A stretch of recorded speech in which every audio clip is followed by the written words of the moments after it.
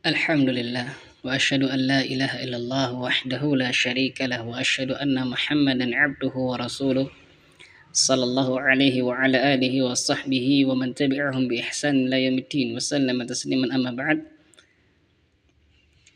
Ayol akh rahimani wa rahimakallah, wahai saudaraku, semoga Allah Subhanahu wa taala merahmatiku dan merahmatimu, dan semoga Allah Subhanahu wa taala memberikan taufik kepada kita untuk menaatinya.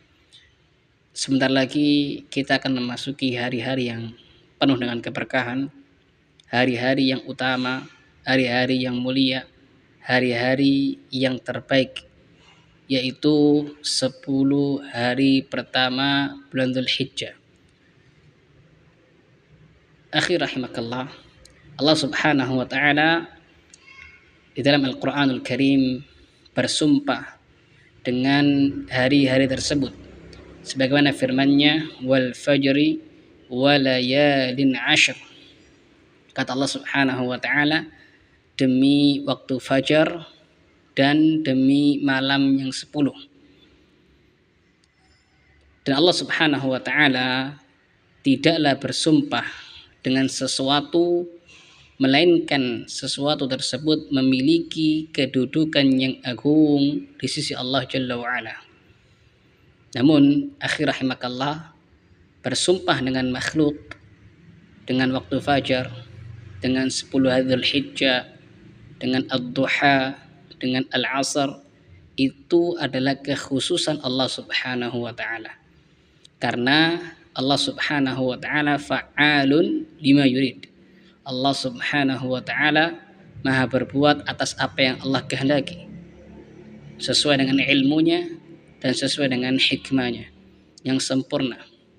Adapun kita, para hamba-hamba Allah Subhanahu wa taala, maka tidak diperbolehkan bagi kita untuk bersumpah kecuali dengan nama Allah Jalla wa Ala.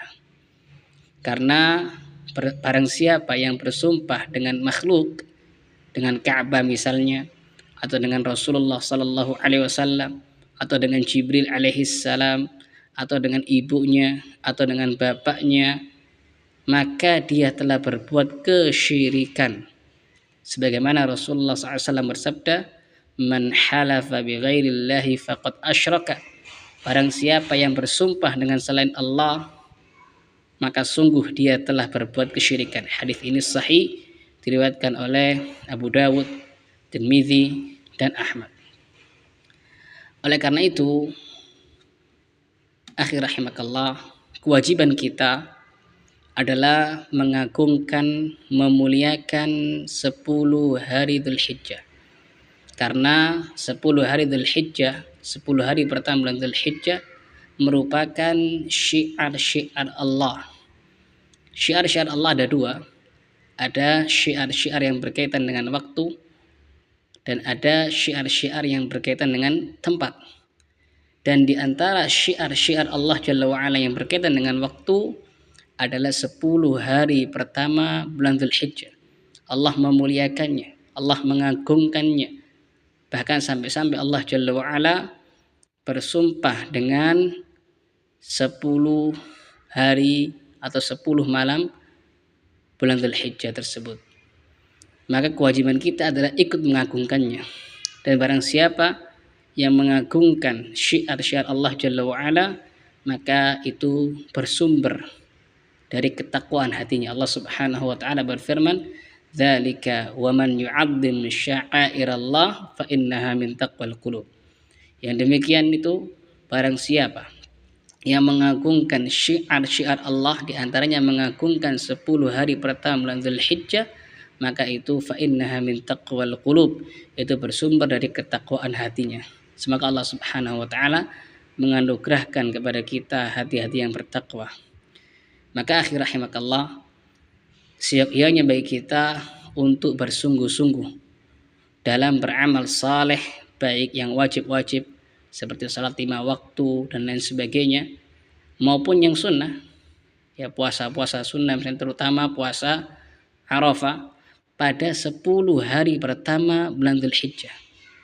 Kenapa? Karena amal saleh yang dikerjakan pada 10 hari pertama bulan Dzulhijjah seperti misalkan ibadah-ibadah yang wajib dan ibadah-ibadah yang sunnah, puasa, sedekah, memberi makan, memberi minum misalnya, dia bertakbir, berzikir kepada Allah Jalla wa'ala, membaca Al-Quran, berbakti kepada kedua orang tua, menyambung tali silaturrahim, menuntut ilmu agama dan lain sebagainya dari amal-amal saleh yang dikerjakan pada 10 hari pertama bulan Dzulhijjah itu lebih dicintai oleh Allah Jalla wa'ala daripada selainnya, dan pahala juga dilipat gandakan. Hal ini berdasarkan sabda Rasulullah SAW yang diriwayatkan oleh At-Tirmidzi dan disahihkan oleh Syekh Al-Albani rahimahumullah. Nabi alaihi salatu wasallam pernah bersabda, "Ma min ayyamin al-'amalu salihu fihinna habbu ila Allah min hadhil ayyam al-'ashr." Tidak ada hari-hari yang amal soleh di dalamnya lebih Allah cintai daripada 10 hari ini, yaitu 10 hari pertama dari bulan Dzulhijjah. Maka para sahabat merasa takjub. Para sahabat radhiyallahu anhu bertanya, "Ya Rasulullah, wal jihad fi sabilillah?"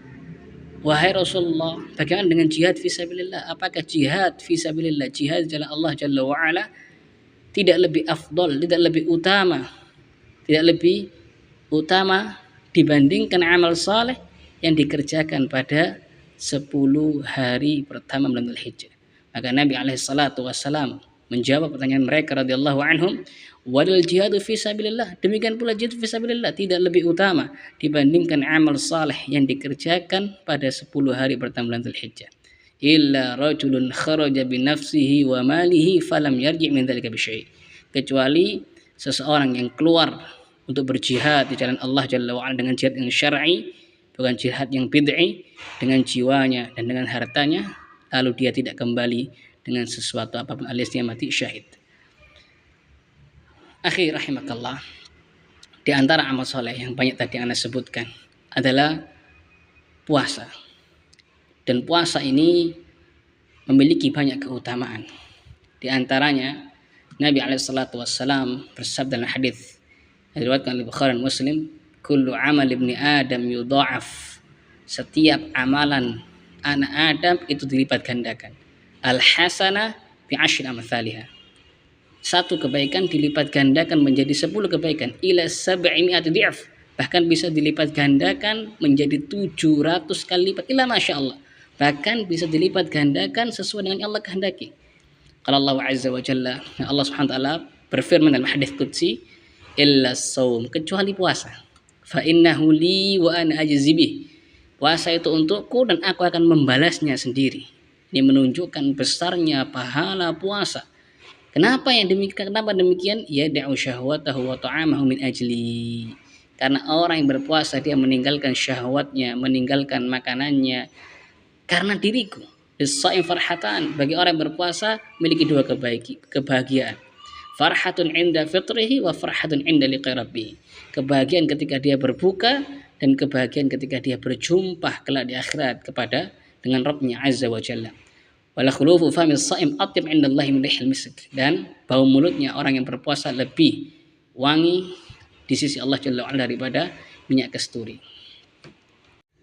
Kemudian akhi rahimakallah, di antara keutamaan puasa lainnya adalah sebuah hadis muttafaq alaih. Nabi sallallahu alaihi wasallam bersabda, "Inna fil jannati baban yuqalu lahu ar-rayyan." Sesungguhnya di surga itu ada satu pintu yang dinamakan dengan ar-rayyan. Yadkhulu minhu as-shaimuna yaumal qiyamah. Yang dimana orang-orang yang gemar berpuasa, terutama puasa wajib dan dia tambah dengan puasa-puasa sunnah, akan masuk pada hari kiamat dari pintu ar-rayyan tersebut. La yadkhulu minhu ahadun ghairuhum fa idza dakhalu ughliq. Dan tidak ada seorang pun selain mereka yang bisa masuk dari pintu tersebut. Apabila orang-orang tersebut itu sudah masuk dari pintu ar-rayyan, maka pintu ar-rayyan tersebut akan dikunci, akan ditutup. Falam yadkhul minhu ahad, maka tidak ada seorang pun setelahnya yang masuk dari pintu ar-rayyan. Demikian pula di antara keutamaan puasa adalah sebuah hadis yang diriwayatkan oleh Imam Muslim bahwasanya Nabi SAW pernah bersabda, "Ma min 'abdin yasumu yawman fi sabilillah illa ba'adallahu bidzalikal yawm wajhahu 'anil nari sab'ina kharifan." Tidaklah seorang hamba yang berpuasa satu hari saja di jalan Allah Jalla wa'ala, melainkan Allah akan jauhkan wajahnya disebabkan puasa pada satu hari tersebut dari api neraka selama 70 tahun. Ini adalah keutamaan yang luar biasa dari ibadah puasa. Akhir rahimakallah, puasa adalah amalan yang luar biasa yang dapat dikerjakan oleh seorang muslim pada 10 hari pertama bulan Dzulhijjah, ya, yakni pada 9 hari pertama bulan Dzulhijjah. Dan barangkali ada sebagian orang yang bingung mana yang lebih rajih, puasa 9 hari berturut-turut, disunahkan puasa 9 hari berturut-turut, ataukah tidak berturut-turut namun puasa. Maka dalam hal ini perlu diketahui akhir rahimakallah, ada dua hadis, ya. Hadis yang pertama menetapkan bahwasanya Nabi Shallallahu Alaihi Wasallam itu puasa pada 9 hari pertama bulan Dzulhijjah berturut-turut. Dan ini hadis ini dari sebagian istri-istri Nabi Shallallahu Alaihi Wasallam. Hadis yang kedua, golongan yang kedua adalah hadis yang menafikan bahwasanya Nabi Alaihissalatu Wassalam berpuasa pada 9 hari pertama bulan Dzulhijjah secara berturut-turut. Dan hadis ini diriwayatkan oleh Imam Muslim dari ibunda kita Ummul Mukminin Aisyah radhiyallahu anha. Adapun hadis yang pertama tadi diantaranya diriwayatkan oleh Al-Imam Abu Dawud rahimahullah dalam sunannya, dalam bab fi saumil ashar, bab anjuran puasa pada 10 hari bulan Dzulhijjah.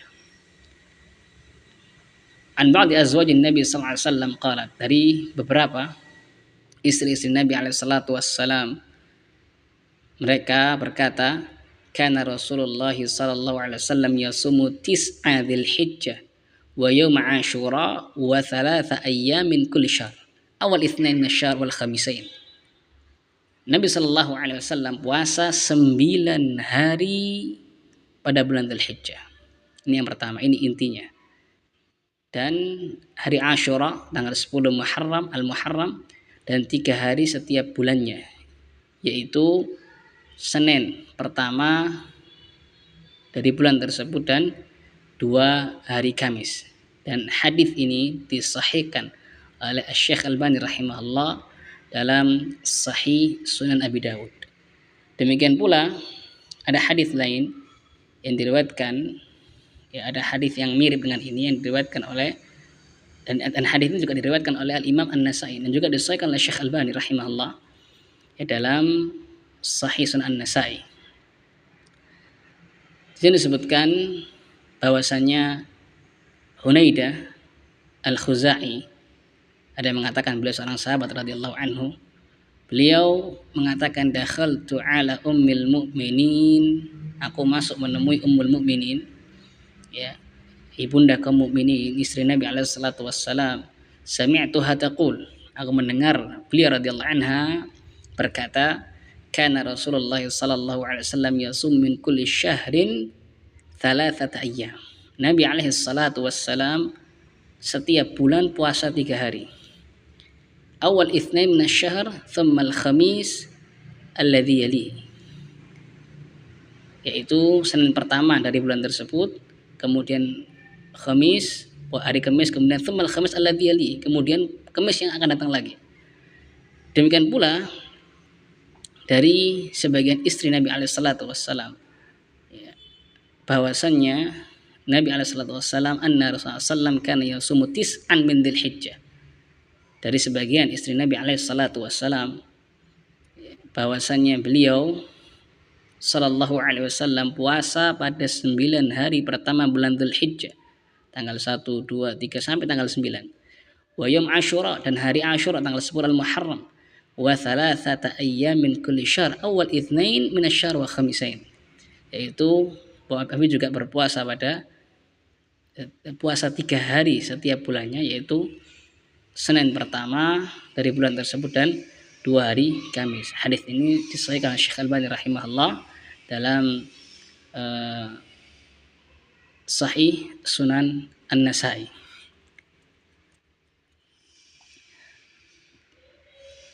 Dan hadis yang kedua, hadis yang jenis yang kedua yang menafikan bahwasanya Nabi SAW puasa pada 9 hari pertama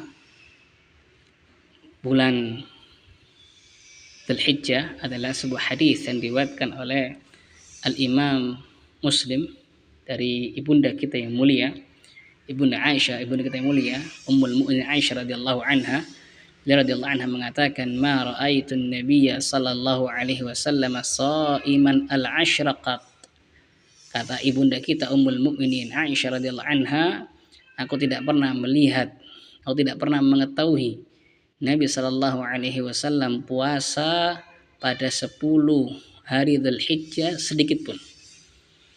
Maka seakan-akan dua hadis tadi, hadis yang diriwayatkan oleh Imam Abu Dawud dan Imam An-Nasa'i, dengan pula hadis yang diriwayatkan oleh Imam Muslim, seakan-akan bertabrakan, seakan-akan kontradiksi. Maka tugas kita adalah menjamakkannya. Karena dua hadis tersebut bisa dijamakkan, dua-duanya sahih. Bagaimana cara menjamakkannya? Kata para ulama, ada sebuah kaidah, bahwasanya al-muthbit muqaddam 'ala nafi. Yang disebutkan dari kitabnya Syekh Muhammad Sa'id Ruslan hafizahullah. Beliau ketika menggabungkan dua hadis tersebut, hadis yang menetapkan Nabi puasa pada 9 hari pertama bulan Dzulhijjah secara berturut-turut, dan yang kedua yang menafikan Nabi berpuasa pada 9 hari Dzulhijjah, seakan-akan bertabrakan. Namun hakikatnya dua hadis tersebut itu bisa dijamakkan. Bagaimana cara menjamakkannya? Kata Syekh Muhammad Sa'id Ruslan hafizahullah, hadis Aisyah, ketika Aisyah mengatakan, "Ma ra'aitun nabiyya sallallahu alaihi wasallam yasum fa hadza ilmuha" radhiyallahu anha. Ketika Aisyah radhiyallahu anha mengatakan, aku tidak pernah mengetahui Nabi sallallahu alaihi wasallam puasa pada 10 hari Dzulhijjah sedikit pun. Maka ini adalah ilmunya Aisyah radhiyallahu anha. Ini adalah pengetahuannya Aisyah radhiyallahu anha. Kemudian kata Asy-Syaikh hafizahullah, "Wa ma'lumun anna al-mutsbita muqaddamun 'ala an-nafi." Dan telah dimaklumi bahwasanya orang yang menetapkan itu lebih didahulukan daripada orang yang menafikan. Wa ma'lumun aidan man kana 'indahu mazidu 'ilmin huwa muqaddamun 'ala man la 'ilma 'indahu, ya'ni fil mawdi'il madhkur. Dan juga telah dimaklumi bahwasanya orang yang memiliki tambahan ilmu, tambahan pengetahuan, tambahan maklumat itu lebih didahulukan daripada orang yang tidak memiliki pengetahuan tentang permasalahan tersebut. Kemudian kata Syekh hafizahullah, "Wa Hafsah qad akhbarat wa hadha wajhun min wujuhil jam' dzakarahu al-Imam Ahmad rahimahullah." Hafsah akhbarat radhiyallahu anha an siyamin Nabi sallallahu alaihi wasallam, wa Ummu Salam akhbarat radhiyallahu anha an siyamin Nabi sallallahu alaihi wasallam 9 Dzulhijjah, wa Aisyah nafat. Dua istri Nabi sallallahu alaihi wasallam, yaitu Hafsah radhiyallahu anha, demikian pula Ummu Salam radhiyallahu anha, dua-duanya radhiyallahu anhuma menetapkan, mengabarkan bahwasannya Nabi alaihi salatu wassalam puasa pada 9 hari Dzulhijjah. Sedangkan istri Nabi yang lainnya, itu Aisyah radhiyallahu anha, menafikan hal tersebut. Maka kata Syekh, "Fal muthbitu muqaddamun 'ala nafi." Maka orang yang menetapkan itu lebih didahulukan daripada yang menafikan. Wa man 'indahu mazidu 'ilmin muqaddamun 'ala man la 'ilma 'indahu, yakni fil mas'alatil madhkurah. Dan orang yang memiliki tambahan ilmu, tambahan maklumat tentang permasalahan tersebut itu lebih didahulukan dalam permasalahan tersebut dari orang yang tidak memiliki tambahan ilmu tentang masalah tersebut. Ini bukan berarti merendahkan Aisyah radhiyallahu anha, tidak. Aisyah radhiyallahu anha adalah orang yang wanita yang paling mulia, wanita yang paling berilmu. Namun dalam satu permasalahan ini, Hafsah radhiyallahu anha dan juga Ummu Salamah radhiyallahu anha lebih didahulukan karena beliau berdua radhiyallahu anhum memiliki tambahan ilmu. Beliau yang menetapkan, sehingga beliau berdua lebih didahulukan dibandingkan Aisyah radhiyallahu anha.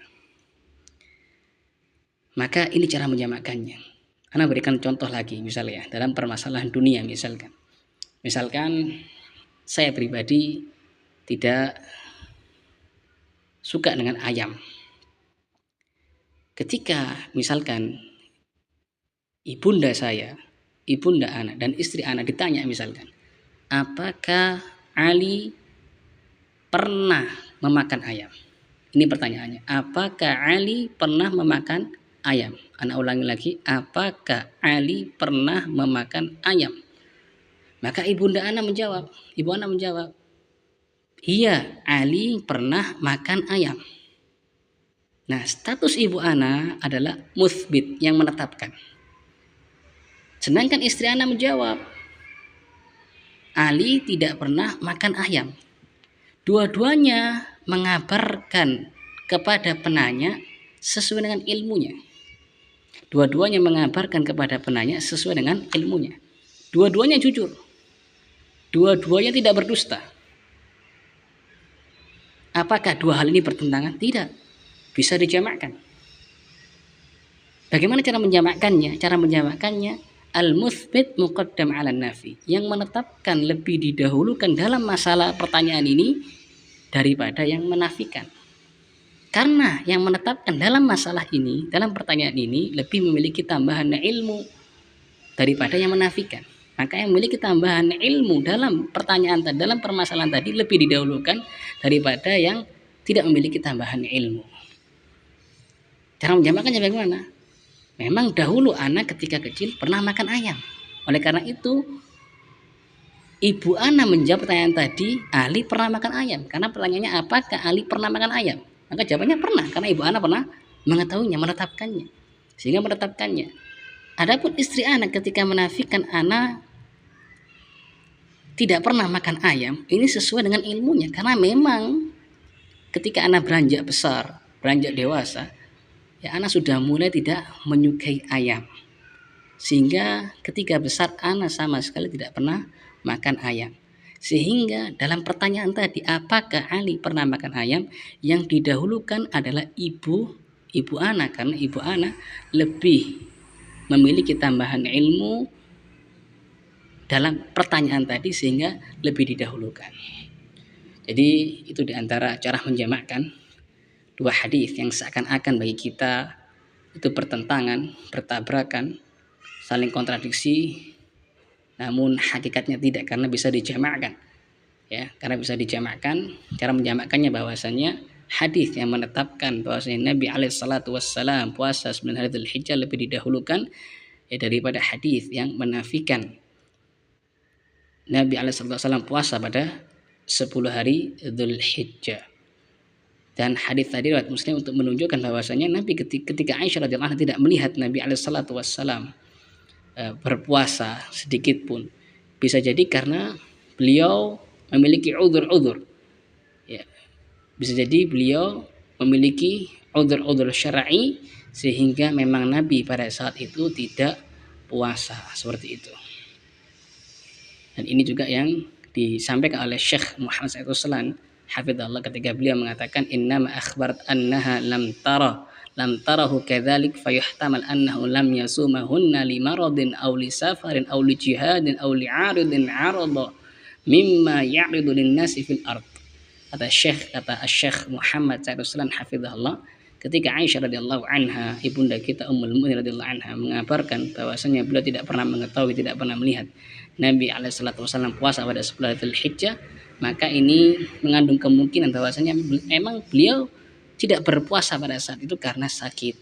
atau karena beliau safar, atau karena beliau jihad, atau sebab-sebab yang lainnya. Wallahu a'lam bishawab. Itu cara menyamakannya. Sehingga kata An-Nawawi rahimahullah ketika mensyarah hadis Aisyah radhiyallahu anha dalam syarah beliau terhadap Sahih Muslim, An-Nawawi rahimahullah mengatakan wala yukrah, tidak dimakruhkan puasa 9 hari berturut-turut pada bulan Dzulhijjah, bal yustahab jiddan, bahkan puasa 9 hari berturut-turut pada bulan Dzulhijjah itu sangat disunnahkan, sangat dianjurkan. Antusama hadil ayyam, bal yustahabbu jiddan antusama hadil ayyam, bahkan sangat dianjurkan, sangat disunnahkan sekali untuk puasa pada 9 hari tersebut. Fa inna shauma min afdhal a'mal, karena puasa itu termasuk amalan yang paling utama. Waqad qala Nabi sallallahu alaihi wasallam bersabda, "Ma min ayyamin al-'amal salih fiha ahabba Allah jalla wa ala min hadhil ayyam," yakni ayyam al-ashr. Dan Nabi alaihi wasallam bersabda, tidak ada hari-hari yang amal saleh dikerjakan dalamnya lebih Allah cintai daripada hari-hari ini hari-hari 10 hari Dzulhijjah. Maka Allah jalla wa ala berikan taufik kepada kita semuanya dan kepada kaum muslimin ya, untuk memanfaatkan 10 hari Dzulhijjah dengan semaksimal mungkin, dengan beribadah, dengan ikhlas, dan juga dengan ittiba' sunnah. Wallahu a'lam bishawab. Barakallahu fikum. Ini bisa saya sampaikan, jazakumullah khairan.